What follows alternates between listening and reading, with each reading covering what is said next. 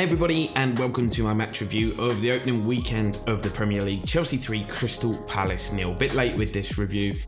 Not feeling my perkiest today, it's safe to say. It was great to be back at full capacity Stamford Bridge. It's been far too long since that was the case. And football with fans is just something else. It's amazing. You know, when your alarm clock goes off on match day, you're absolutely buzzing. Transport to the ground, you're meeting people on the way that have the most passionate of common interests. You're having drinks, you're having beers, the anticipation's building. You then get in the ground, you're singing songs, and you just hope that your team can deliver on the pitch, and you get that adrenaline rush, that burst of release. And yesterday, being the opening day, the atmosphere was sensational. I think it helps when Chelsea were as dominant as they were. Let's be honest, we predicted a 3-0 win in our match preview, and we got it. We got the 3-0 win, and it was amazing. We also predicted that Reece James and Ben Chilwell would be on the right and left-hand side of defence. That wasn't the case. He went with Azpilicueta on the right and Marcos Alonso. And I'm glad he did, because Azpi on the right meant that there was a slot opened up in the centre for Trevoh Chalobah, who got on the score sheet, and Alonso starting on the left also got himself on the score sheet. Now, let's talk about the actual game. I'll be honest, Chelsea were dominant from start to finish. I think it was always a case of once we got that first goal, we were going to go on to another level. While it was 0-0, Palace were fighting hard, but as soon as we scored, kind of knocked the stuffing out of them a little bit, let's be honest. They came into the game, they got a new manager. On paper, the squads, like I said, are really chalk and cheese. Chelsea obviously a much bigger budget than Palace, so have been much more active in the transfer window. Big Rom's come in, he wasn't available for this one. Palace would have been glad about that, because it could have been 4, 5 or 6 with Big Rom and a proper number 9 on there. But like I said, we started the game well.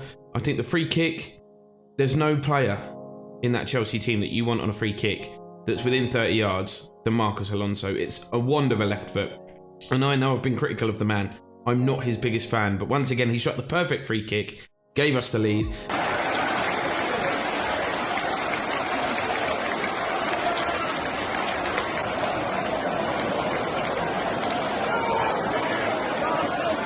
And then it was like, right, another level, another gear.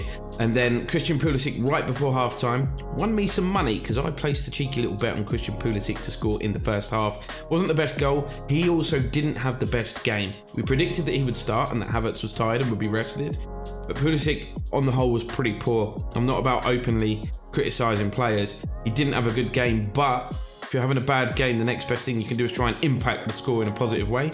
He's got himself on the score sheet via a deflection in off the underside of the bar. 2-0, good time to score just before half-time. Really kind of put the tie to bed, I thought, at that stage. We're going in 2-0 up, the fans are buzzing, everyone's buzzing, more drinks are flowing. Football is well and truly back. And then, the moment of the game. Young Trevoh Chalobah. Now, he started in the Super Cup, which was a surprise to me. I thought he looked a bit edgy, and I wasn't overly impressed. He made some good interceptions, but I thought his positioning was off. Yesterday, incredible from the youngster. Such an assured, calm, mature performance from the young man. And then to top it off with a goal.